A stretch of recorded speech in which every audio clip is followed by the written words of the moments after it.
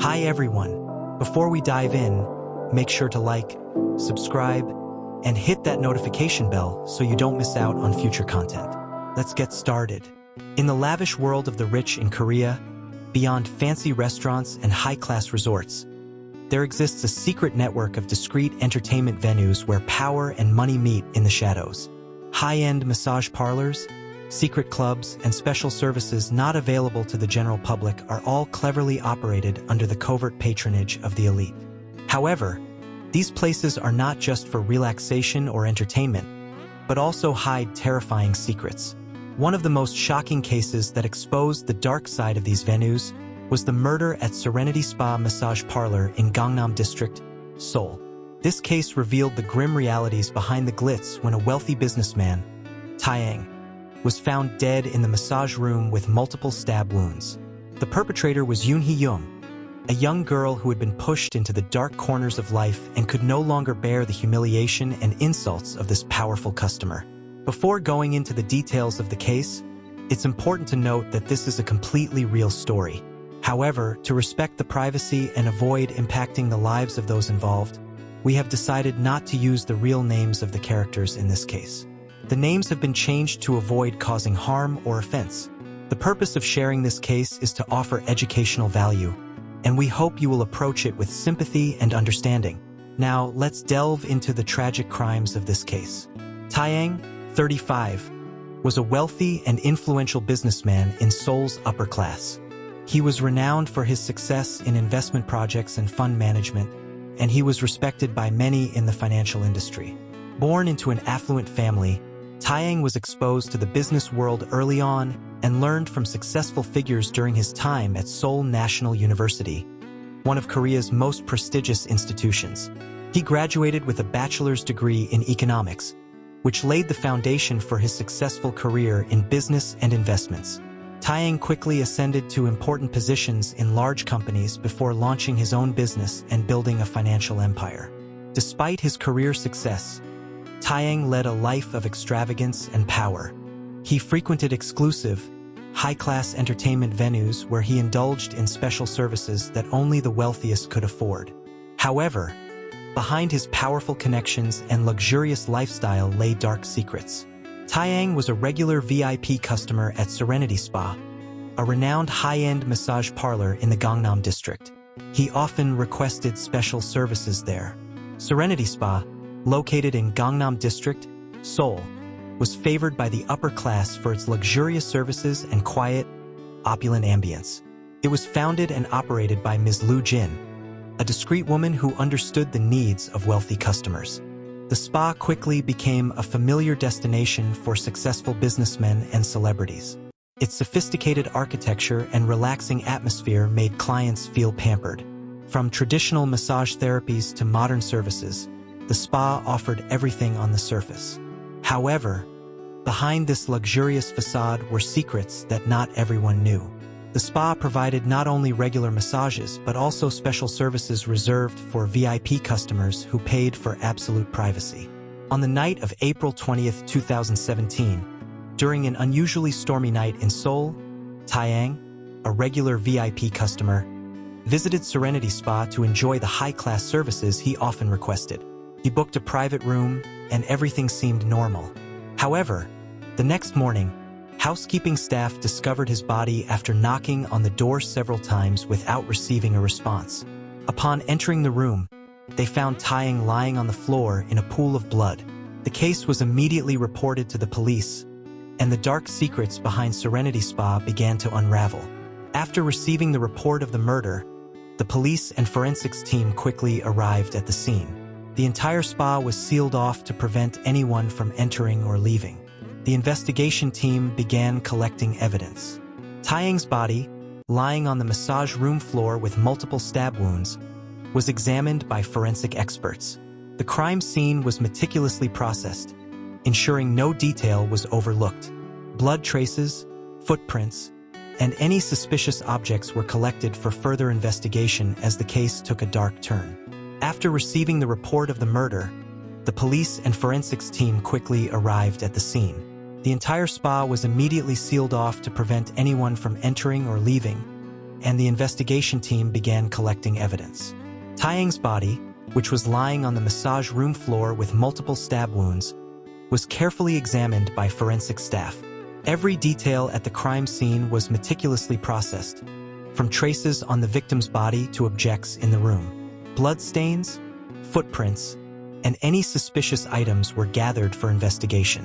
While the forensics team worked, the police briefly interviewed Serenity Spa employees, including the owner, Lee Soo-jin, to gain a better understanding of the events leading up to Tyang's murder. From the initial testimonies, the sudden disappearance of Yun He Jung, Tyang's waitress on the night of the murder, immediately made her the prime suspect. Security cameras captured Yun He Jung leaving Serenity Spa around 11 p.m. that night. Despite efforts by the police and the spa owner to contact her, they were unsuccessful, indicating that she was on the run. A special manhunt was launched to find Yun He Jung, while the police expanded their investigation into Serenity Spa's activities, hoping to uncover the motive and secrets behind this shocking murder. Initially, the spa owner, Lee Soo-jin, and all the staff maintained that Serenity Spa only provided legitimate massage services and was not involved in any illegal activities. However, as the police delved deeper, surveillance footage revealed that wealthy businessmen and influential figures were regular visitors to the spa, raising suspicions about the special services reserved for VIP customers. The police called in all the massage therapists for more detailed statements. Although the therapists initially claimed that the spa provided only legal services, detectives found inconsistencies in their accounts. Some of the therapists appeared to be hiding something, prompting further doubts. During questioning, a young woman named Sung, a close friend of Yun He Jung, decided to break her silence. She revealed to the police that when she and many other employees, including Yun He Jung, began working at Serenity Spa, they believed it was a legitimate massage parlor. However, they were eventually forced to participate in sensitive services for wealthy VIP customers. Sung disclosed that these clients demanded more than just massages. They subjected the staff to abusive behavior, often treating them like animals. Female staff were sometimes forced to act like dogs, bark on command, and endure the worst insults. Despite the humiliation, they were paid large sums of money, which many reluctantly accepted. Sung confirmed that Yun He Jung had been insulted and forced to partake in these degrading acts by Tyang, and she believed that this treatment likely fueled Yun He Jung's resentment, ultimately driving her to kill Tyang that night. After Sung's detailed and credible testimony, the police decided to arrest the spa owner, Lee Soo-jin, to further investigate her role in running illegal activities at Serenity Spa. The spa was temporarily shut down, pending the outcome of the investigation. As the truth about Serenity Spa gradually surfaced, it had far-reaching consequences, not just for the employees but also for the high-class clientele who frequented the establishment.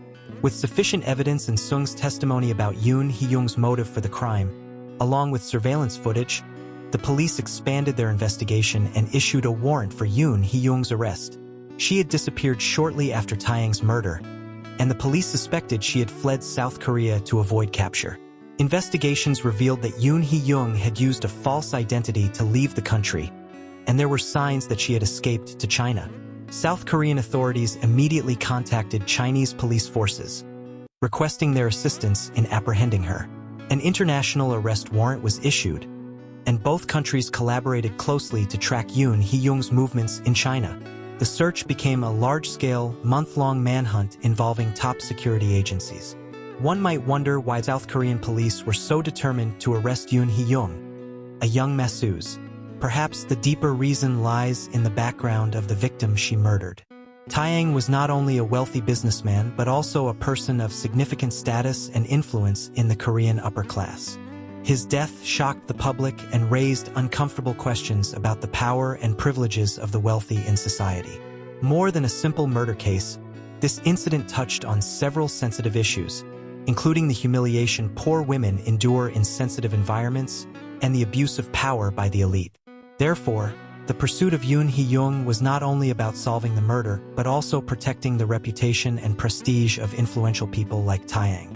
Yun He Jung, 22, was born and raised in an ordinary family in a small town in Gudonggi Province, South Korea.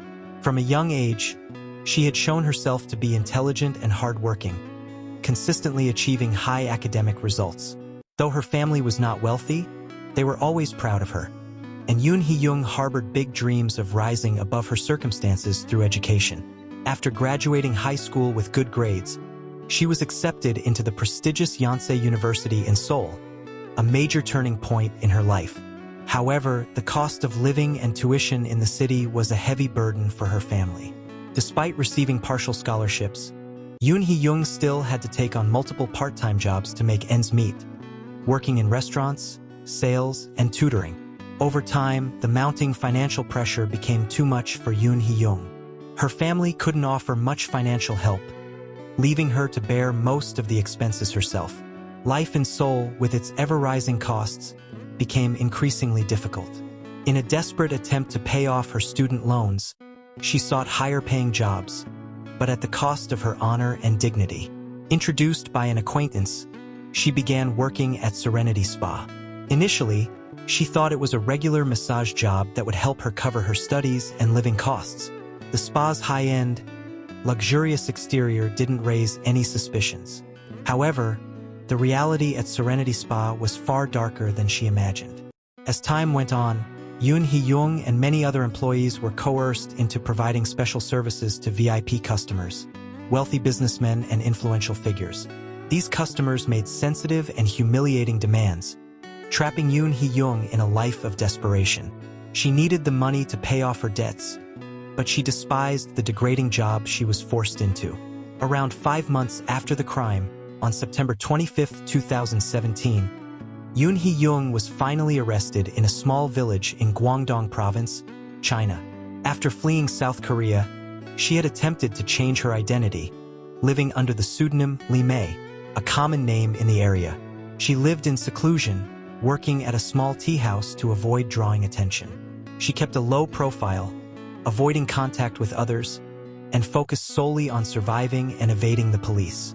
However, the South Korean police, working closely with Chinese security agencies, managed to track her down, following small clues left by her use of a false identity. On the day of her arrest, Yun He Jung was serving customers at the tea house, completely unaware that the police had surrounded the area. As she bent over to pour tea for a customer, the authorities raided the shop. She was taken by surprise, had no chance to flee, and was immediately handcuffed and taken to the Chinese police headquarters to begin extradition proceedings to South Korea. Yun He Jung did not resist the arrest.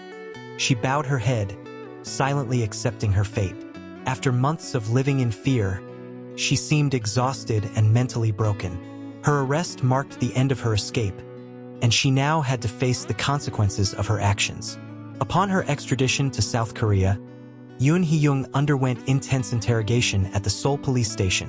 At first, she remained withdrawn and silent, but eventually, under pressure and persuasion from investigators, she began to open up. She recounted the full story of what had happened at Serenity Spa and why she killed Tyang. Yun He Jung explained that when she first started working at the spa, she believed it was a normal job where she could earn money to pay her debts and continue her studies. However, she soon realized that the spa was merely a front for an entertainment establishment catering to the wealthy and powerful with special, often degrading requests. Tyang, one of Serenity Spa's VIP clients, frequently requested Yun He Jung's services, but he did not stop at regular massages. He forced her into humiliating and degrading acts, often insulting her, calling her vulgar names, and treating her like an object. Tyang's abuse escalated as he forced Yun to perform sexual acts, including making her pretend to be a dog, bark, and behave like an animal to satisfy his twisted desires. He repeatedly raped her, exploiting her vulnerable position and difficult financial circumstances to fulfill his depraved urges. Yun He Jung tearfully recounted how the repeated sexual assaults left her with deep psychological scars. She felt humiliated, stripped of her dignity, and lost all sense of self-respect. The emotional and physical toll on her became unbearable, driving her into a state of despair. When investigators asked why she didn't leave Serenity Spa, especially when the abuse had become so extreme, Yun He Jung explained that she had tried. However, every time she expressed her intention to leave, the spa's manager and the owner, Lee Soo-jin, threatened her, forcing her to stay. Yun said Serenity Spa saw her as a valuable employee who brought in high revenue through the special services she provided to VIP customers. The management didn't want to lose this profitable asset, so they resorted to harsh threats. They warned her that if she left, her life would become even more tragic, and they even implied that her family could be harmed if she didn't comply. This made Yun feel trapped, with no way out of the abusive environment. The trial of the scandalous case began in Seoul on November 15, 2017, drawing intense public and media attention. Yun He Jung faced serious charges of murder, and over several weeks, the court heard detailed testimony about what had happened at Serenity Spa. Yun described the degrading treatment she endured from Tyang, while evidence and witness statements, including those from her co-worker Sung, revealed the darker side of Serenity Spa, which catered to wealthy clients with illicit services. Despite the abuse Yun had suffered, the jury found her actions, taking Tyang's life, unforgivable. In the end, Yun He Jung was sentenced to 20 years in prison for murder. Lee Soo-jin, the owner of Serenity Spa, was also brought to justice. The court found that she had run the establishment as a brothel and had forced employees into illegal activities. She was sentenced to 15 years in prison for running a brothel and engaging in forced labor. The manager, who had threatened Yun and other employees, was also held accountable. Although his name was not publicly revealed, he was sentenced to 5 years in prison for his role in the forced and abusive labor at the spa. The case of Serenity Spa sent shockwaves through Korean society, exposing not only the horrific conditions some workers in the service industry endure, but also the abuse of power by the wealthy. The verdicts, though controversial, delivered a message. No one, regardless of wealth or status, is above the law. This case is a wake-up call for society to address the systemic abuse and exploitation of vulnerable workers and to protect their rights and dignity. In light of this, do you believe that similar establishments disguised as legitimate businesses still exist in Korea? Would you like to share your thoughts on this issue?